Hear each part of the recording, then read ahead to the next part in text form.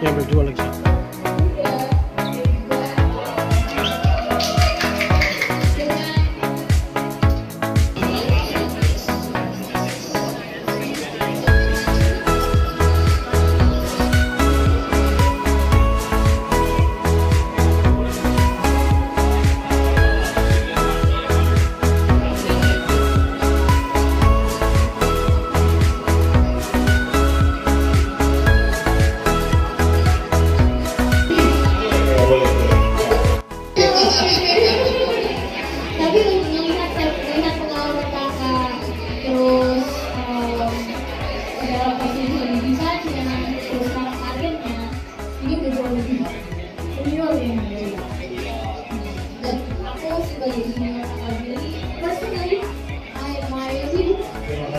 You have done for Indonesia.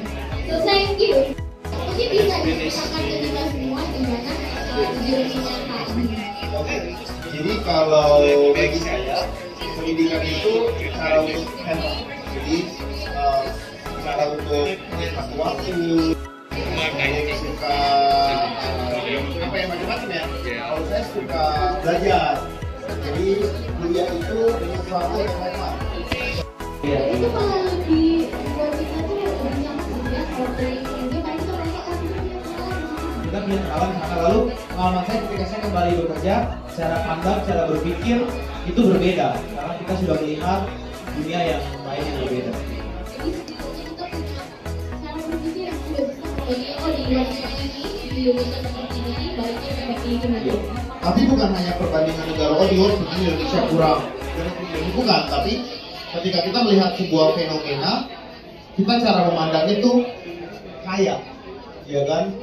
Ya, jadi karena kita sudah melihat berbagai pengalaman yang berbeda untuk satu fenomena. Makanya sekarang Alhamdulillah masih belum bisa.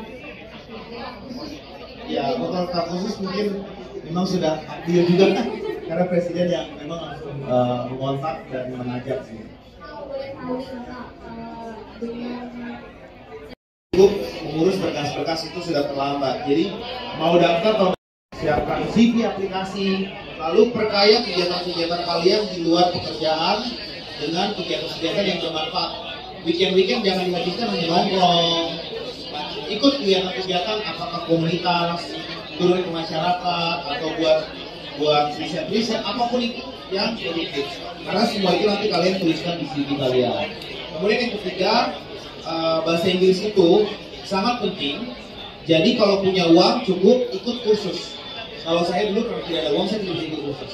Saya belajar sendiri secara otodidak dan ikut klub. Tapi kalau punya uang khusus, punya uang cukup ikut programnya. Dan harus dari sekarang. Yang keempat, daftar beasiswa itu tidak bisa 1 kali 2 kali. Ada memang orang yang beruntung daftar 1 kali langsung keterima. Saya 6 kali. Teman-teman saya 6 kali daftar, 5 kali daftar gagal.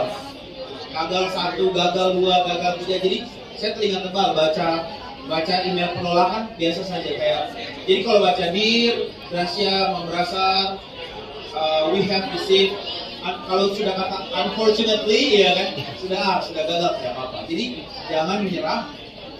Dengan cerita saya hari ini saya 5 kali saja saya masih daftar lagi sampai kan baru lulus. Jadi daftar terus yang berikutnya bentuk komunitas. Jadi kalau hari ini teman-teman harus di acara perspektif, ketemu teman satu sama lain, minta nomor, atau misalnya kalau perspektif bikin WhatsApp group atau apa ikut di situ supaya kita dalam komunitas yang saling menyemangati satu sama lain. Jadi tidak praktis sendiri. apalagi kakak dulu katanya ada berapa bahasa Inggris ya? IELTS saya 5 yang pertama kali ikut. 5 dan itu sama pemerintah Australia dikursuskan 3 bulan untuk bisa naik ke 6 karena minimum skornya harus 6. Oh, dari Australia World. Ya. Iya, biasanya mereka emang ada programnya sendiri ya. Betul, mereka mengkursuskan 3 bulan untuk dinaikkan jadi 6. Ya, kalau sekarang kayaknya udah pasti sekali. Tapi kita tahu. Iya. Udah di Oxford, udah di Harvard. Gimana sih Kak rasanya kuliah di Oxford dan Harvard? Iya, jadi kalau pengalaman saya kuliah di Australia, Inggris, Amerika, dan Indonesia bisa membandingkan sistem pendidikannya beda-beda, tetapi semuanya punya keunggulan.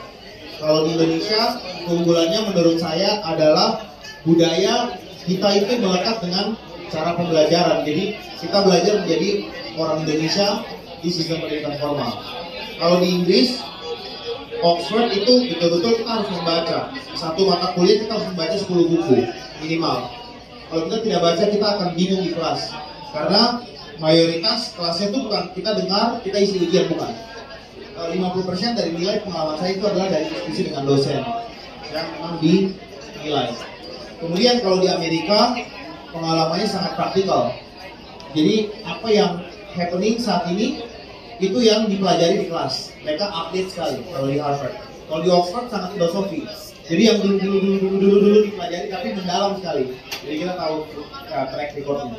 Kalau Australia sama dengan Inggris, mirip 11-12 dengan Inggris, sangat mirip dengan Inggris. Iya. Aku dulu juga di UNSW jadi juga merasakan yang akal juga rasakan. Karena mungkin sama-sama negara Commonwealth ya. Iya, sama-sama. Sistem pendidikannya juga nggak jauh-jauh beda. Betul. Tapi menarik yang karena sekarang ada growing number juga ya dari calon-calon anak muda kita untuk sekolah ke defense. Betul. Itu susah nggak sih Kak untuk masuk ICU? Sebenarnya banyak yang mau daftar ke Harvard itu kan pikir aduh susah. Nah kalau saya sendiri diterima di Harvard itu adalah apply yang kedua. Yang pertama memang ditolak, ya saya daftar lagi yang kedua dengan persiapan yang jauh lebih matang daripada yang pertama. Dan memang kita harus menyadari kelemahan kita di mana Harvard itu dia tidak 3,5, 3,6 segala macam. Padahal pengalaman saya dengan IP 2,8 saya bisa masuk ke Harvard di 2,3. Karena memang Harvard itu tidak melihat satu aspek saja. Mereka melihat aplikasi seseorang itu secara holistik dan yang paling ditekankan itu wawancara.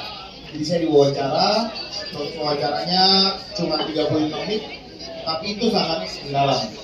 Jadi persiapan harus matang dan pastikan teman-teman punya keunggulan yang bisa dijual di aplikasi itu. Jadi kalau Harvard, Oxford, mereka lebih ke secara personal pendekatannya ya daripada cuma sebatas academic merit, kemudian sebatasnya bersifat yang di dokumen akademik gitu. Betul. Jadi mereka Saya sudah lulus sekitar 2010 dan kerja di LSM di bidang kehutanan juga, dan itu menjadi dari pengalaman saya itu menjadi daya tarik untuk saya lebih ingin mengetahui lebih banyak tentang kehutanan. Apa yang akan Anda teliti? Kan ada topik yang apa yang akan Anda teliti, ceritakan topiknya. Dari pengalaman pekerjaan saya, yang saya lebih teliti itu adalah di bidang masyarakat hukum adat. Ya, kan saya lebih mendalami tentang bagaimana ilmu yang akan saya dapatkan, bagaimana kita mendapat pengetahuan untuk menyelesaikan persoalan tentang masalah-masalah yang terjadi di masyarakat hukum adat khususnya di Papua. Topik spesifiknya? Topik spesifiknya terkait dengan yang terjadi adalah terdapat banyak sekali hutan yang diambil untuk kepentingan yang untuk perusahaan, dan terjadi fenomena masalah dari perusahaan sehingga masyarakat tidak mendapatkan sampah yang tidak tentu. Bagaimana Anda akan ini pelan-pelan? Bagaimana Anda akan mengimplementasikan ilmu itu untuk membuat perubahan yang diinginkan? Nah, ketika saya akan kembali ke Papua, pertama adalah saya akan bersama-sama dengan masyarakat melakukan penelitian yang ada di masyarakat, sehingga masalah-masalah yang ada di masyarakat itu bisa saya implementasikan kepada pemerintah, dan memberikan solusi yang dari masyarakat kepada pemerintah, sehingga pemerintah juga bisa memberi solusi yang baik untuk masyarakat.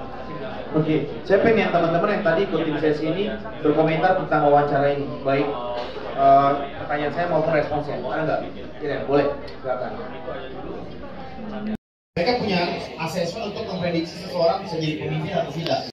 Sebenarnya mereka memprediksi orang ini nanti dia akan jadi pemimpin atau tidak. 2020 sampai baru wisuda 2022. Dan cukup berat karena saya kuliahnya sampai